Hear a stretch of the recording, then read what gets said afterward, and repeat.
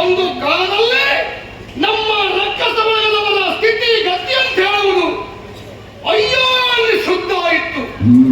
ಅಂಡಲೆಯುವ ಜೀವನ ಅವರ ಪಾಲಿಗೆ ನೆಲೆಯ ಇಲ್ಲ, ಅವರ ಪಾಲಿಗೆ ಗೌರವವೇ ಇಲ್ಲ. ಯಾವತ್ತೂ ಪ್ರೇಮ ಹೆಮ್ಮೆಯ ಪ್ರೀತಿ ದ್ಯೋತಕವಾಗಿ ಅವರ ಜೀವನದಲ್ಲಿ ಪ್ರಪಂಚದ ಬೆಳಕನ್ನು ಕಂಡರು. ಅಂದಿನಿಂದ ಇಲ್ಲಿ ತನಕ ನಮ್ಮವರ ಬದುಕಿನಲ್ಲಿ ಒಂದು ನೆಮ್ಮದಿ ಉಂಟು.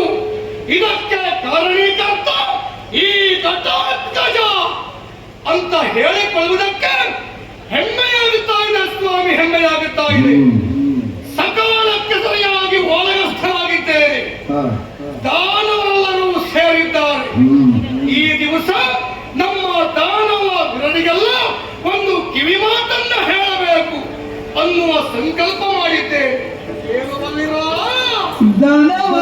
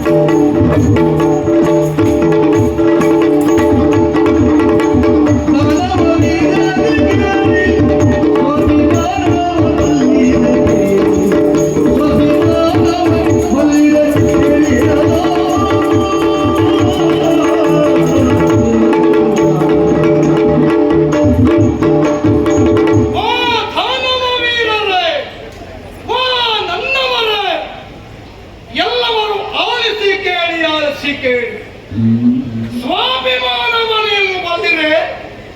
ಹೌದು, ಮಾನವನಾಗಲಿ ಅಲ್ಲ ತಾನವನೇ ಆಗಲಿ ಸ್ವಾಭಿಮಾನ ಇರುವುದು ಸಹಜ.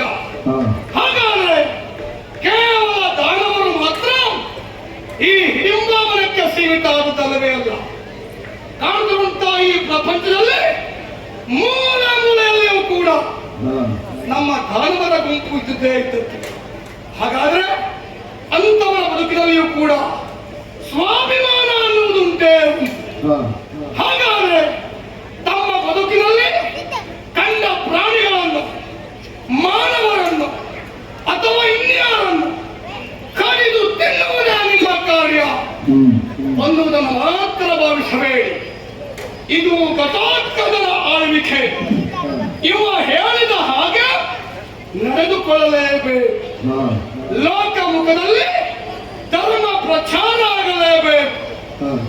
ಮಾನವರಂತೆ ದಾನವರು ಕೂಡ ಧರ್ಮದಿಂದ ಬದುಕಬೇಕು.